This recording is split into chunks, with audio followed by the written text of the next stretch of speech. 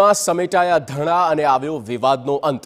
આ વાત છે અમદાવાદના ખોખરાની, જ્યાં બાબા સાહેબ આંબેડકરની પ્રતિમા ખંડિત થવાના વિવાદનો સુખદ અંત આવ્યો છે।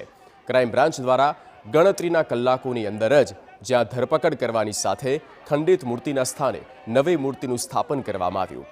મૂર્તિના અનાવરણ સમયે મોટી સંખ્યામાં લોકો હાજર હતા, જ્યાં નવી મૂર્તિના અનાવરણ બાદ વિરોધ પ્રદર્શન કરી રહેલા લોકોએ ધરણા સમેટ્યા હતા।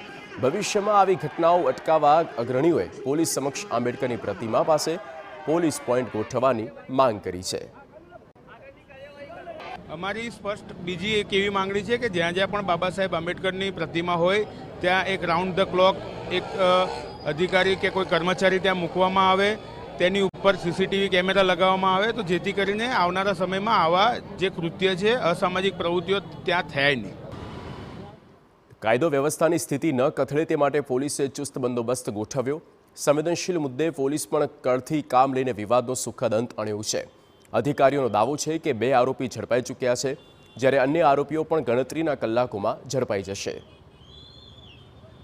ગઈકાલે 2 આરોપી આઈડેન્ટિફાઈ કરીને એ લોકોને ઉપાડી લેવામાં આવેલા હતા। એ આરોપીઓને અરેસ્ટ કરવામાં આવેલા છે। જે સ્થાનિક લોકો છે એ પણ જે પોતાની માગણી હતી એ પૂરેપૂરી સંતોષી હતા। એ લોકોએ પણ જે પોલીસના જે પણ કાર્યવાહી છે એનાથી ખુશ થઈને જે પણ બહાર બેઠેલા હતા એ ધરણા બંધ કરી દીધેલા છે। જે બાબા સાહેબનું સ્ટેચ્યુ છે તેની નવી મૂર્તિ પણ એ લોકોએ લાવી છે, તેનું પણ આજે સવારે અનાવરણ કરવામાં આવેલું છે અને હાલ શાંતિનો માહોલ છે। જે 2 આરોપી પકડાયા છે એને અરેસ્ટ કરવામાં આવેલા છે। 2 આરોપી જે ફરાર છે એના માટે બી અલગ અલગ ટીમો લાગેલી છે અને ટૂંક જ સમયમાં એ લોકોની જલ્દીથી જલ્દી ધરપકડ કરવામાં આવશે। ઉલ્લેખનીય છે કે 2 દિવસ અગાઉ આંબેડકરની મૂર્તિને ખંડિત કરીને કેટલાક લોકોએ ખોખરાની શાંતિમાં પલીતો ચાપવાનો પ્રયાસ કર્યો હતો। આ ઘટનાની ગંભીરતાને જોતા પોલીસે પણ કડક હાથે કાર્યવાહી કરી દોષિતોને જેલની સળિયા પાછળ ધકેલી દીધા છે। બાબા સાહેબની પ્રતિમા ખંડિત કરવાના કેસમાં ખોખરા પોલીસે વધુ 3 આરોપીની ધરપકડ કરી। ચેતન ઠાકોર, જયેશ ઠાકોર અને મુકેશ ઠાકોરની ધરપકડ કરવામાં આવી। ગઈકાલે અમદાવાદ ક્રાઇમ બ્રાન્ચે 2ને ઝડપ્યા હતા।